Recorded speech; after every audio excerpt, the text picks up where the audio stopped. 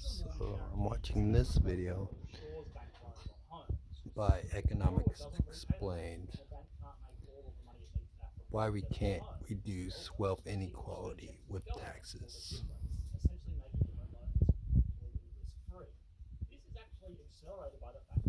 And I was just thinking, seen some of it. I'm still watching it. No. Seems okay and good, decent so far, but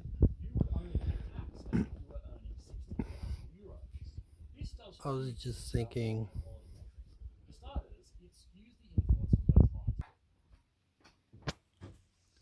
I was pretty much just thinking why they don't reduce the wealth inequality.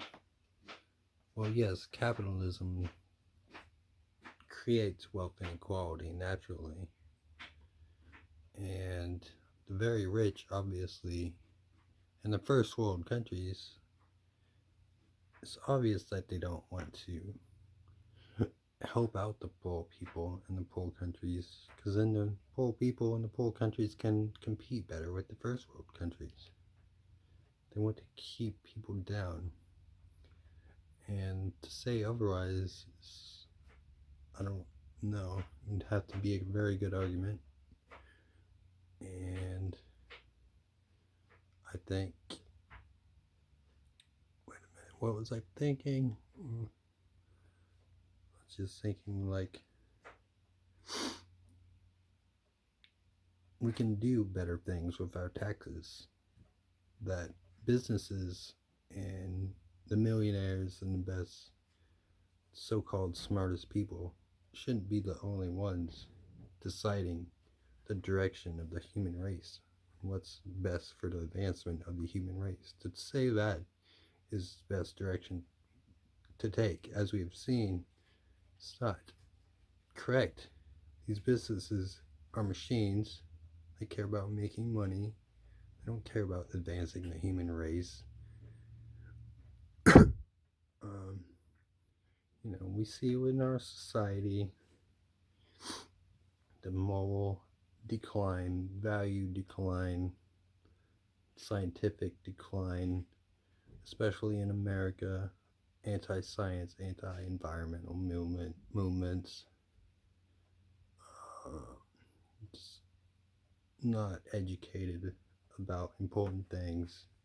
We don't have any American science awards or American music awards, or like American pop music awards. We don't have different genres, so bring true equality and differences between people. Yet all these companies just preaching about, coming together and everything, still not including all aspects and facets of different people and views. They never do. They're just talking about on the news today some things. It's like, because it can just be redirected into building up. I forget what I was thinking. The other thing it does is encourage people to take on debt. Up until recently, people were able to borrow as much as 110% of the value of their house as a mortgage. That means a young couple was just starting out with a brand new $300,000. I don't know too much about economics, but I believe a lot of these people who go to college and everything for economics get taught to believe that it's the best way, that it's okay to have people be starving without water, and that it's natural. You can't help it. We can't help it. And yet the figures by themselves would suggest that this is some kind of tyrannical dystopia with a population of peasants struggling to get by with a class of billionaire overlords. But it does. When you raise up a population standard of living and life, there's a problem of what are we going to do for jobs? What's the average person going to do? What do we strive for? If people are too happy and content with their lives, then what? And that's why you have to address the core of society this, his lifestyle was obviously far more comfortable than the homeless man's, and no rational economist would call him the poorest man in America. Although, actually, the comments truly helping, I already regret using this example. caring, But and anyway, having the community that negative net worth does not necessarily mean poor. and education and good family values. Cool. So, does that solve the riddle of Dutch And inequality? taking care of our kids, not having It's tons certainly a and tons of contributing kids, but factor, having but it's not quality the over source. quantity in all In things. fact, this extreme wealth inequality might actually be the outcome of mature capitalism. The Netherlands was the first nation in history. We're very matured really capitalism. We see its effects. This is capitalism as we know it in the modern day.